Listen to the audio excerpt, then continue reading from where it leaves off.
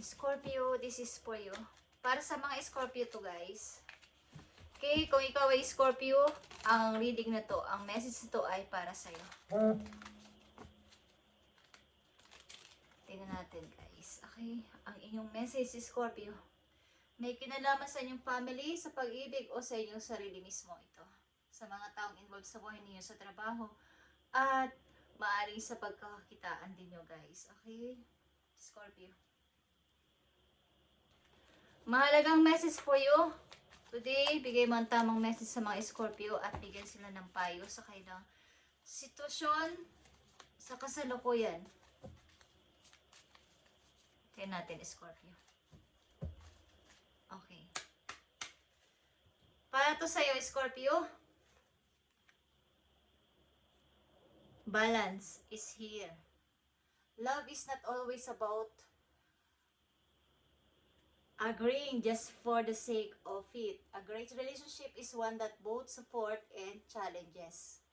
Hindi lang isa dapat ang nagplano o nag-iisip ng isang relasyon, kundi dapat ay balance or give and take, guys, sa pag-ibig.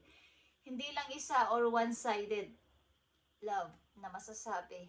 Yung isa lang yung nagmamahal, yung isa lang yung nagbibigay ng suporta o effort sa relasyon. Hindi lang yung pag-agree na tayo na, okay, tama na yun. Kailangan yung support sa any challenges na mangyayari sa inyong buhay, sa inyong dalawa. Okay? Maaring dapat nitong malaman, guys. Maaring may isa sa inyo dito ang isa lang nagmamahal or hindi nagmamahal. Umaasa lang. Okay. Kumbaga, walang pagbibigayan, walang balance ang relasyon na to. Kailangan may support sa bawat isa sa mga challenges na dumarating o darating sa inyong buhay. Tingnan natin, guys, ang inyong sitwasyon. About dito sa balance, Scorpio. I need message for Scorpio sa kanilang message today. Two of Swords is here, guys. So, may pag-aalinlangan na at pag-iisip-isip kung ano na ba talaga ang dapat kong gawin. Ang lumaya na dito or dito pa din ako, ipaglaban ko pa din itong pag-ibig na to kahit sobra ng masakit. Sobra na yung pagtitimpi ko, sobra na yung pagpapasensya ko. Ako na lang yung nagdadala lahat ng pasanin at nasasaktan na ako dito. Okay? So, merong maaring pagdidesisyon pero hindi pa sure. Hindi pa sure. Pero dito ang Wheel of Fortune at the Sun, guys. Dapat ninyong malaman na may mga magaganda pa opportunity na paparating sa inyo at kaligayahan para sa inyo sarili. Ang masasabing self-love. Okay, guys? Scorpio, tignan natin itong inyong message. At bago yan natin buksan is tignan natin, silipin natin itong pag-ibig na to. Love is not always about agreeing just for the sake of it, guys. Ang great relationship is both supports and challenges. So, maaaring nanganganib ang inyong relasyon, guys. Kung kayo nasa relasyon na ganito ang sitwasyon, is so, mayroon ng potential na nag-iisip-isip na lumaya na dito or sandali lang. Kumbaga, pag waiting pa, over na ba to or maghihintay pa ako ng effort ng tao na to? So, reaching your goal, guys. Reaching your goal. Everything you want from this connection will manifest in the near future. Maring, ang sinasabi dito near future, maring makakilala pa kayo ng iba kesa dito. At forgive and release din is here. Guys, Scorpio, maring kung aalisan nyo ang ganitong klaseng relasyon at kayo hirap na dito dahil sa sobrang pahirap na ibinibigay sa inyong pasakit is in the near future is makakakilala kayo ng isang taong susuportahan kayo at kumbaga hindi lang ito one-sided. Mahal nyo ang isa't isa. May pagbibigayan sa isa't isa. Tingnan natin ang unang message. Page of Wands is here. Something, isang immature ito na person na parang wala lang sa kanya. Bawa, magkasala, magkaroon ng pagkakamali. Hihingi lang ng sorry. Is, anto na, napapatawad na kaagad. Madali lang siyang gumawa. At magsusorry tapos gagawa na naman ng kasalanan. Okay? So, andito ang Ten of Cups, guys. The Hermit and the Hangman. Sabihin ito, guys, ito yung pangarap ninyong family, guys. Masayang pamilya sa near future. At pinag-iisipan mo tong mabuti. Katulad ng sinabi ko, nakahang kayo at nag-iisip-isip, nag-o-observe dito sa sitwasyon na to kung ipagpapatuloy pa to sapagkat meron na kayong nararamdaman na ito ba talaga yung future husband ko? Ito ba yung future wife ko na masasabi na happy family sa isang buong tahan, isang buong bahay, okay? Sa isang bahay is masasabing tahanan na masaya in the near future. So may pag-iisip-isip talaga dito, Scorpio. So obserbahan ninyo inyong relasyon kung ito ba talaga ang gusto ninyong makasama habang buhay. Kung puro na lang kayo tiis at pinagtataksilan or pinagsisinungalingan is maaaring in the near future andito yung talagang totoong pamilya na masasabi ninyong kasama nyo sa inyong pagtanda. Okay, nag-iisip-isip kayo talaga dito. Andito ang The Hermit ng para na sa future. Hindi nang sa ngayon, nakarelasyon ko siya. Kumbaga ay makakasama ko talaga sa habang buhay hanggang sa pagtanda ko. Tignan natin to, guys. Page of Cups. Six of Wands. Four of Swords. And Three of Wands. So, andito yung paghihintay. May pagdududa. Nandito yung pag-aalinlangan. Nasa pagitan kayo ng two situation. O urong sulong. Okay? I-release ko na ba to o hindi pa? At minsan-minsan, andito kasi yung happiness din. Mahal nyo kasi ang person na to. But andito talaga yung nauubusan din kayo ng energy sa tao na to. Sa walang tigil na on and off relation. Parang on and off relationship ito. Parang magbabate at mag-aaway na naman. Aalis at mag-aaway na naman.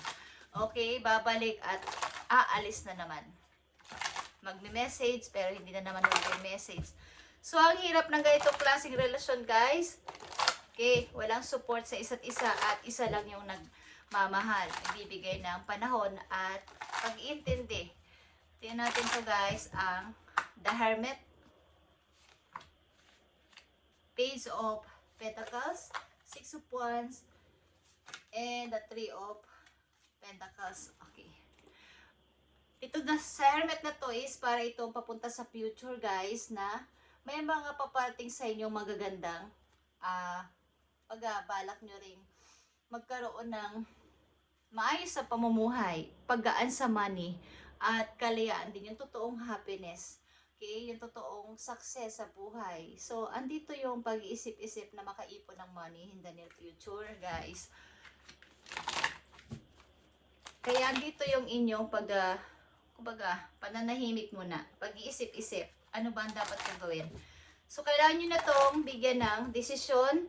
At habang tumatagal is, na uubos yung inyong panahon. Nasasayang yung inyong effort. Nasasayang yung inyong panahon sa paghihintay ko. Magiging okay pa ba to or hanggang ganito na lang kami. Okay, guys? At paedad ng paedad ang mga tao. Okay? Ten of Cups. Queen of Cups. Ten of Pentacles. And the Page of Pentacles again. So, gusto nyo talaga ng, ikaw kasi yung home, parang mahal mo ang bahay, mahal mo ang family, pa nagkaroon ka ng masasabing pamilya o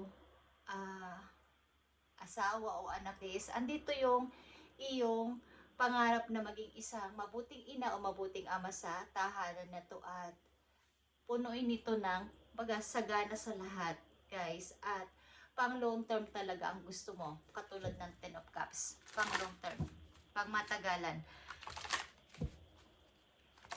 Pangarap nyo rin bumili ng makatira sa sariling bahay, makabili ng sariling bahay at doon kayo manirahan. Okay, Scorpio? The Hangman, guys. The Hangman is Six of Cups, Page of Cups, and the Queen of Pentacles. So, andito yung paghihintay, guys. Paghihintay sa, dahil nga may love dito. Okay? Parang on and off. Panunuyo. So, andito yung paghihintay at nakahang kayo sa ere. Kumbaga ay naghihintay, waiting kung may pagbabago ba dito sa tao na to, sa sitwasyon namin. Ano ba ang gagawin ko? Okay, guys? So, tingnan natin ang payo sa inyo dito. O ano ang dapat ninyong gawin sa inyo. Ito ay para sa inyo sarili.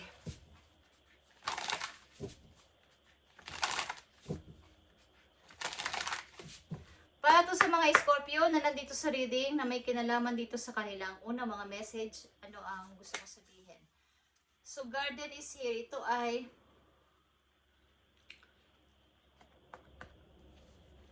Aquarius energy. Okay. Kumbaga, yung inyong sariling kapayapaan, katulad ng isang kumbaga garden sa inyong loob ng bahay. Yung inyong sariling kaligayahan, hindi lang sa may kasama lang kayo dahil masasabi nyo kayo ay mayroong karelasyon, is yung kung saan kayo masaya. Dapat yun ang inyong isipin.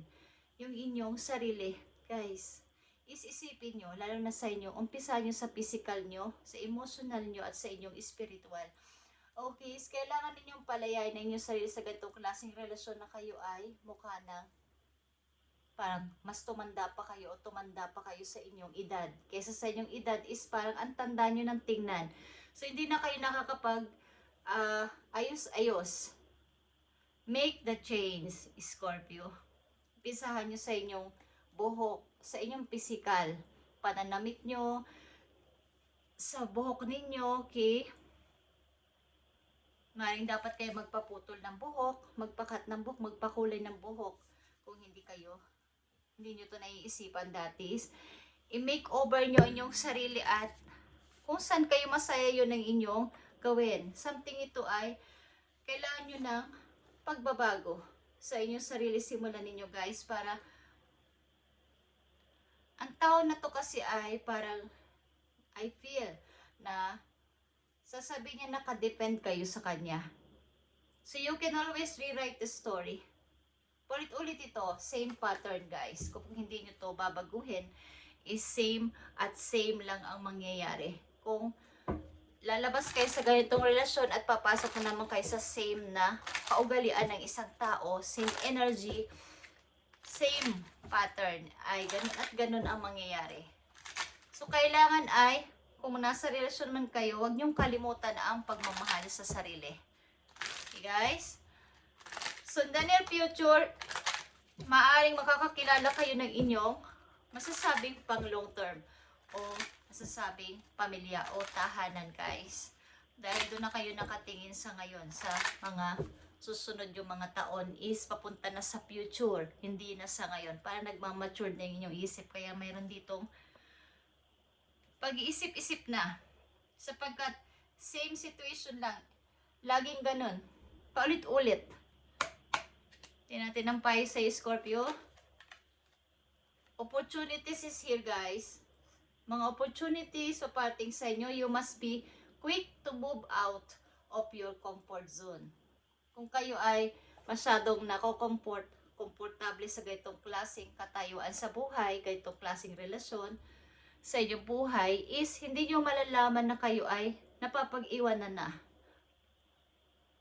Yung mga kababata nyo, yung mga kasabayan nyo, parang iba na yung pamumuhay nila, iba yung ngiti nila, iba yung kanilang mga ginagawa at kinikilos o pagsasalita. Samantalang andun pa rin kayo.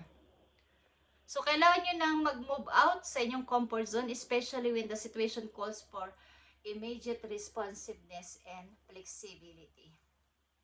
Open your mind to new ways of doing things. Once you do, get ready for good luck and opportunities to come your way. Pag nagawa nyo itong mga pagbabago to simula sa inyong physical, emotional, and spiritual, is napakabilis lang ng mga pag-usad. Napakabilis lang ng pagdating na pagpasok ng mga opportunities sa inyong buhay sapagkat lahat na sa inyo ay new, guys. Baga sa isang, kung full na yung data, kailangan magbura. Kailangan tanggalin ng ibang pictures, mga ilang videos na hindi na kailangan para makapasok ang iba na iti-take yung picture, iti-take yung video. So kung yun ay full na at wala kayong memory card, hindi na kayo makakapag-shot ng new picture. So kailangan nyo magbura para makapasok ang opportunity. Ito ay mabilisan lang. Get ready for good luck and opportunities to come your way. Okay, Scorpio? At isang mahalaga pang message po yun na maaaring may kinalaman dito sa inyong sitwasyon. So, ang pag-ibig na to ay masasabing walang balance. Kailangan ay may give and take at both of you is nagtutulungan sa any challenges na mangyayari sa inyong buhay. Guys, hindi isa lang ang nagbibigay ng solusyon. Isa lang yung nagkikilos kapag may problema. Iniiwan ka sa ere. Nagtataksi lang ka, pinagsisinungalingan ka. Is walang kwentang relasyon yon, guys. Kayo lang ang talo. So, bliss, happiness is here. Napakagandang message po you. Respect yourself. Love yourself. Self-love, guys. Huwag niyong isipin na yung pagiging mag-isa ng isang tao ay lonely na siya. Hindi yun. Yun yung masasabing self-love, guys. Self-love. Kapag nakikita ng maraming nakakakita na mahal mo ang sarili mo, pinapahalagahan mo ang sarili mo, mas makaka-attract ka pa ng mga bagong tao, bagong pag-ibig sa buhay mo. Sapagkat nakikita yun sa iyong aura, sa iyong kilos, pananalita, at pamumuhay. Okay? Sa iyong everyday routine. Thank you, Scorpio, and God bless, guys. At sana makapag-decide ka na sapagkat napakarami naghihintay sa iyong mga something. Move quickly, guys. Opportunity. Pray yourself sapagkat may mga good news sa paparating sa inyo, guys. Okay? At mahirap pa magdesisyon, kailangan tong gawin para sa inyong sarili mismo. Bliss, happiness is here. Thank you, Scorpio, and God bless.